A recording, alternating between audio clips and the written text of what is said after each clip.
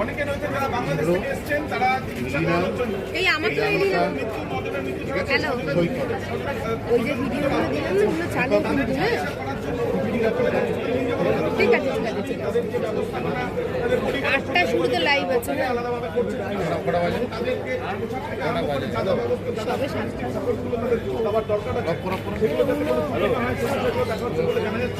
তবে এই যে ঘটনা, এই মর্মান্তিক যে ঘটনা, এক প্রকার উস্কে দিল তারাপীঠের যে ঘটনা ঘটেছে সম্প্রতি, সেই ঘটনার কিন্তু সেই ঘটনা যা ঘটে দিল সেই ঘটনাকে কিন্তু উস্কে দিল এবং দেখা যাচ্ছে যে রয়েছে। কিন্তু প্রশ্ন হচ্ছে তিনটি: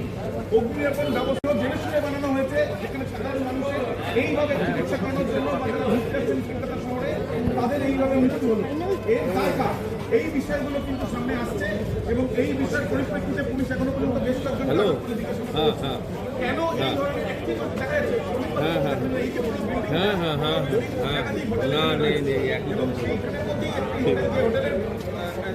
বোর্ড পর্যন্ত সেই হোটেলে কিন্তু এই ঘটনা ঘটেছে এমনটাই জানা যাচ্ছে।